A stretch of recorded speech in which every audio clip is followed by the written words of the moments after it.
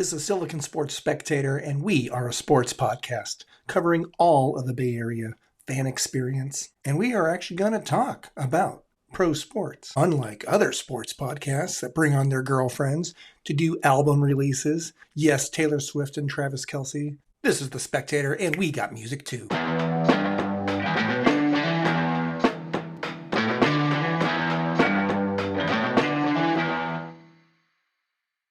Welcome, everyone, to the show. You know, in the opening there, I made the joke about Taylor Swift coming on to the show, and actually I tip my hat to Travis Kelce and Jason Kelce for their podcast, wildly successful. It's one that I tune in every now and then.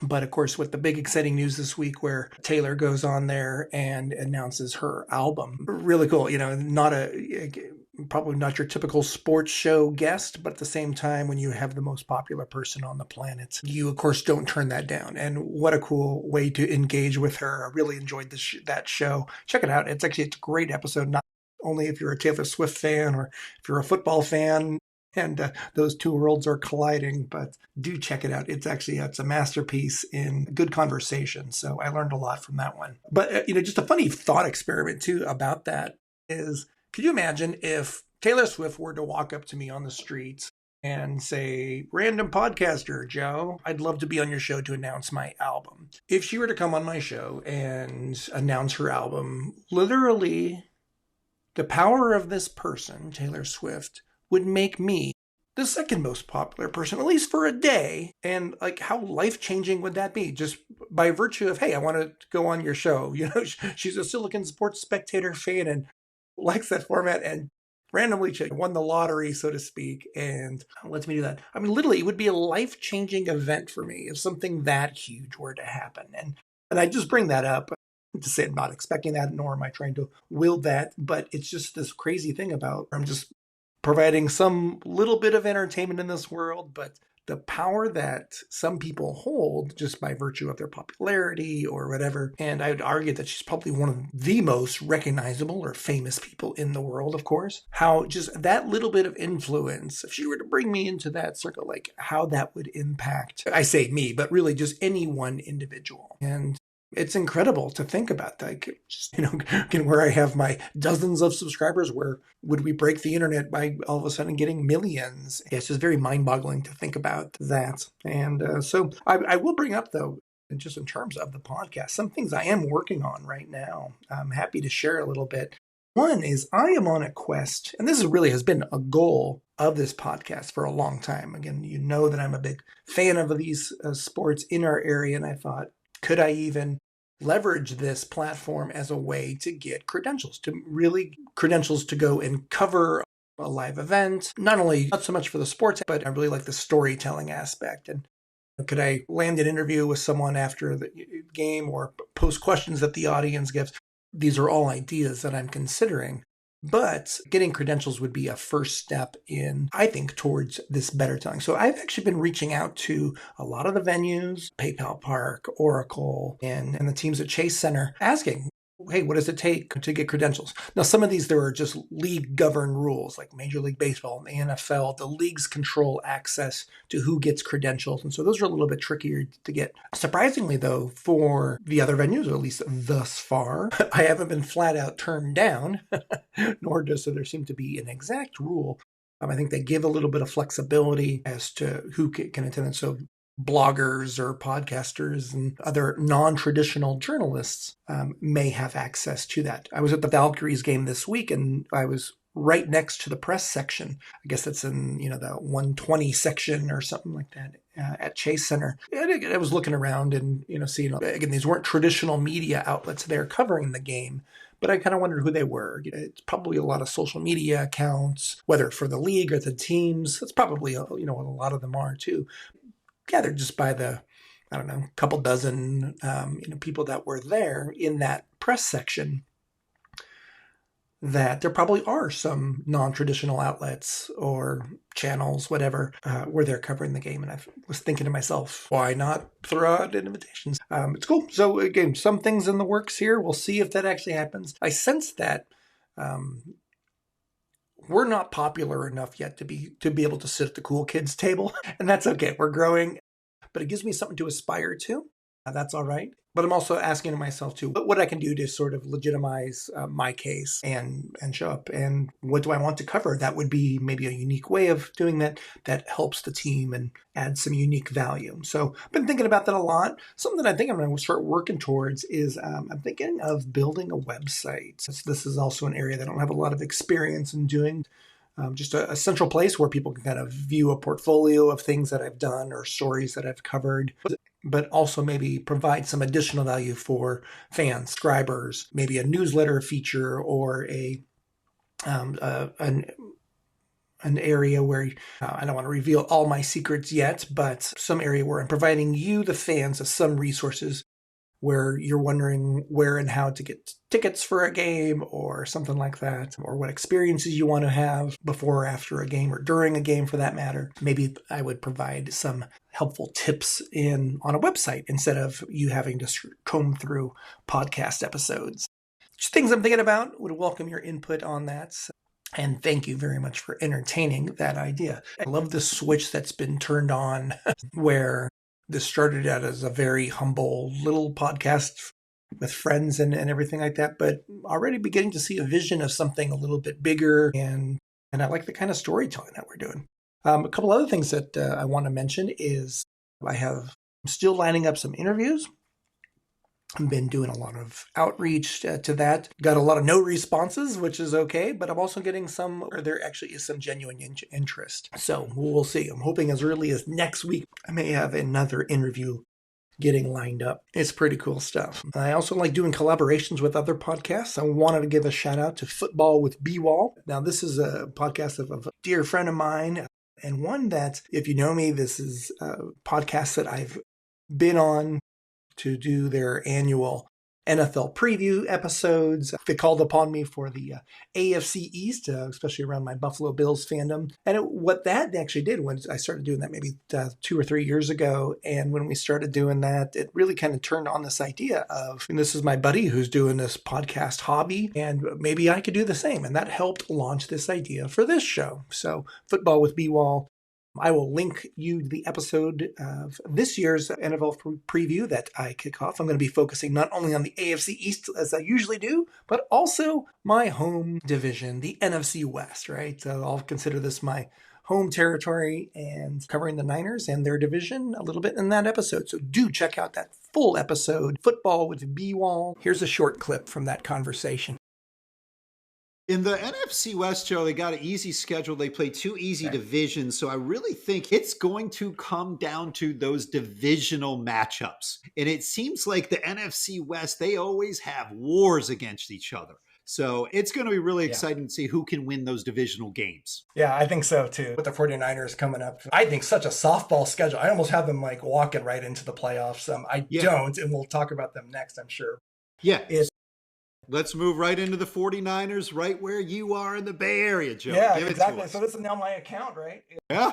Past listeners know I'm a big Bills fan. It is my real area. But nevertheless, the 49ers right here, my hometown team. Love growing up, with them. The metaphor here I'm using is that it's kind of like your hot ex-girlfriend, where it's nostalgia is really driving this relationship, and you can think about all these good times, and she's gorgeous. You see her Instagram feed and you ask yourself what went wrong, and maybe we can work it out, but the looks of things can really be very deceptive. And the 49ers definitely have some great pieces. Last year truly was an anomaly, and they're going to improve from last year's performance. But still, in some ways, they're a team in transition. Such a fun episode. Check out the full episode to hear our banter, our division picks, and our Super Bowl picks. That's Football with B-Wall. Great analysis all season long. Be sure to subscribe to his channel.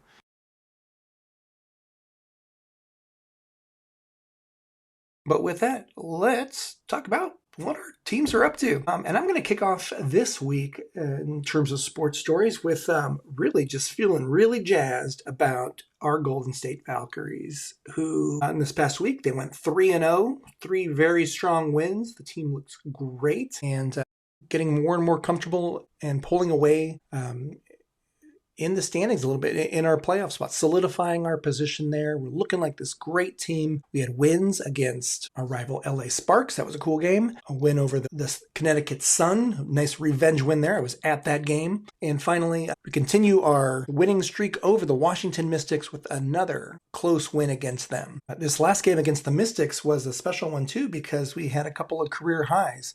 Not only did we have Ceciliana Sandalasini, had her career high in points. Congrats, Ceci. And Veronica Burton not only scores her career high at 30 points, but it's the first time that anyone in a Valkyries uniform has dropped 30 points in a game. So how cool is that? The other big news for the Valkyries this week was on Tuesday's game, we were introduced to Violet, the newest mascot for the Valkyries. This was actually pretty exciting, and I instantly fell in love with Violet. She's kind of this cute and awkward purple raven. If you haven't seen her, check her out. There's already such a great atmosphere at Chase Center for these home games, and I think Violet is going to be a nice addition to that. Just already there's some character and personality to it. You might even recall a couple of weeks ago on LinkedIn, there was the job description for the mascot position, and we were kind of making jokes about applying for that role. But anyways, we welcomed Violet. It was a really cool. I think the fans really liked her, both adults and kids. And I hope there's going to be a lot of fun and excitement around this, both in the games and in the community. So welcome, Violet. I love the glasses, love the shoes, love the dance moves. Do need to work on your layups, though. It took you about 10 shots to hit one, and you had Quentin Post helping you out shooting those layups, but we give you a hard time, but you're family. Hey, elsewhere, the 49ers kicked off their preseason with a game against Denver. I'm not going to worry too much about the result. We did not win that game, but it's nice to see the 49ers just on the field at Levi's. More exciting news, just as far as the fan experience goes, is that did you see the new scoreboard at Levi Stadium? The thing is massive. It looks fantastic. And I think this is really going to help that whole experience at Levi's. You could think that, Levi's is going to have a very big year this year with both the Super Bowl coming, Super Bowl 60, going to be there in February. And then, of course, the World Cup matches as well. One of the venues for World Cup 2026. Big year for Levi is going to be featured there. It's great that they're making this very big investment in there. And I think this is going to really help that stadium stand out as a wonderful experience. You've probably even heard here too. I've been critical a little bit of Levi's in the past. I think some of my criticisms are still valid, but at the same time, anytime there's a significant investment to improve that experience for the fans, I'm all for it. And they did a great job with this one. Next up for the 49ers, they're on the road against the Raiders in Las Vegas. Gosh, remember when that rivalry carried a lot of significance. Bay Area fans will still go to that game, not only as 49ers fans, but a lot of Legacy Raiders fans as well. Easy jump over to Vegas, always a great experience. And the Raiders' home field is an incredible one. I have not yet done a game there, but look forward to that opportunity at some time. Let's switch over to baseball, talk a little bit about the Giants. And I'll first off lead with a positive story, and that is just to congratulate Justin Verlander becoming the 10th pitcher in Major League Baseball history, reaching 3,500 strikeouts. An incredible career and milestone. Fortunately, the game result wasn't the good one.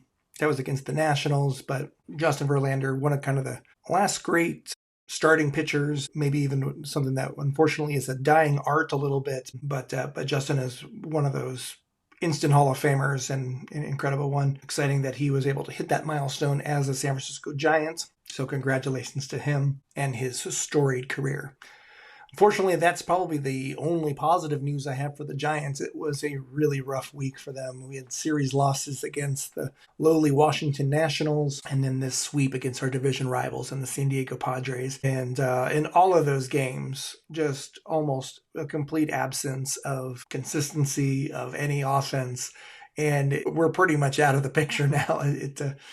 As fans watching this team, it's really unfortunate. We just had a lot of optimism for this season and for the team, and it just hasn't come together. Unfortunately, there's a million things we could look at. We won't really worry too much about the analysis, but disappointing. We'll still continue to kind of tune in and watch games and so forth, but it feels so out of reach at this time, and I think there'll be some big questions going into the off season and beyond about address a lot of these concerns, especially on the offense.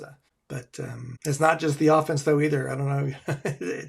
Things all kind of came crumbling down. So rough week for them. Well, see if we turn around the next series, we have Tampa Bay Rays and then another series with the Padres, a 4-game series. And the way that the Padres looked against us, it was pretty dominant. And that'll be on the road against the Padres. So very tough times ahead. Oh, and then right after the Padres, too. Gosh, we have the Brewers and Cubs, 2 of the top teams in the league. So it's going to be a tough run here through the end of August. So watch out for that. But hey, we'll still be tuning into games. Oh, I will say, if you are looking for something to do, one thing with the Giants, they do have going on this Saturday's game. If the action on the baseball field isn't enough, you can stick around after the game on Saturday and stay for the concert featuring Saweetie. Now, I was very naive here and decided to go check out. I'm like, okay, I've heard of Saweetie and didn't really know her music. Boy, did I have an eye-opening experience checking out some of her tunes. Not my genre, but at the same time, wow, let's just say my vocabulary expanded a little bit, as well as this imagination. No, she's very talented. It's not my thing, but I bet this is going to be a great show. So if hip hop's your thing, I think you're going to see an incredible show at Oracle Park. That's right after the game on Saturday. So check that out. A couple other things worth noting, actually, is we have a couple cool soccer matches coming up here in the Bay Area. First off, we have Bay FC coming off of a close draw this past week. Bay FC are at home at PayPal Park on Saturday, and they're playing one of the top teams in the NWSL, the San Diego Wave. So that match is against San Diego is this weekend, but next weekend, one of the biggest matches of the year for Bay FC is that they will be playing at Oracle Park. It's going to be a huge day, much larger crowd there for the NWSL team. But you can actually buy some great right now they have some great ticket deals right now for that game at Oracle. This is for Saturday, August 23rd.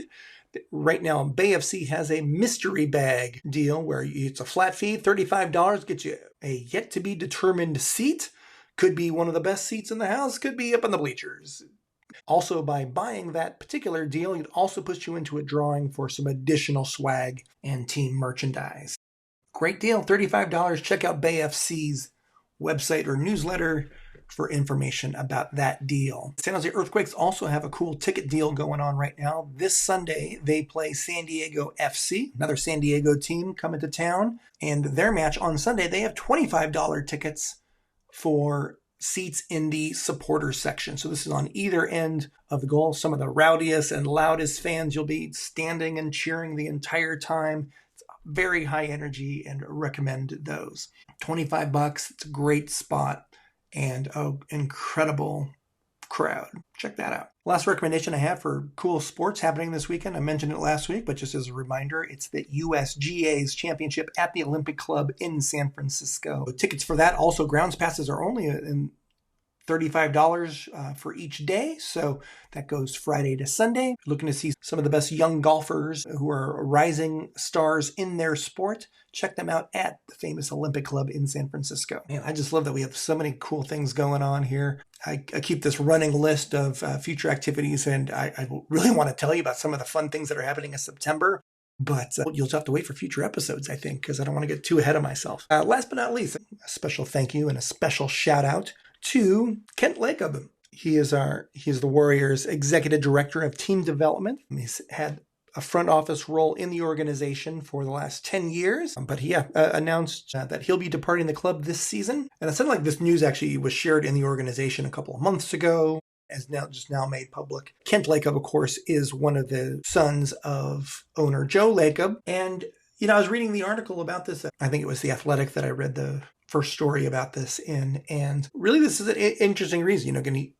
Kent has been wildly successful in the organization and everything, but talked about the challenge of being the son of an owner, and just there's sort of a natural criticism or doubt, even when you have the results to show for it. And he talked about how working in the organization under those circumstances not only drove him to work much harder, was a great motivator. He wanted to really prove that he can make his own way and that this wasn't just given to him because he was the son of an owner. But now, bigger picture, as he looks for a next step in his career, he has not disclosed what that next step will be, that he did want to strive it on his own, open up those wings a little bit further, take the lessons that he's learned, and try something out. Kent is currently engaged and getting married soon, so that probably also, it's a good time to focus a little bit more on his new bride and family life. So again, just wanted to say on behalf of everyone at Silicon Sports Spectator, congratulations and best of luck to you, Kent. Thanks for all the good work over the past 10 years, supporting the Santa Cruz Warriors, as well as, of course, our Golden State Warriors. Excellent career. I'm very proud of you, and great lesson of motivation and hard work. So we applaud you and wish you well in both your career and your personal life. Well done, sir. All right, we're going to wrap up this episode. Good coverage of a lot of different topics, some exciting things happening this weekend. But again, don't forget to check out that episode on Football with B-Wall. The link will be in the notes, and more exciting things to come on this channel. I'm the Joe Machine. This is Silicon Sports Spectator. We'll see you next time.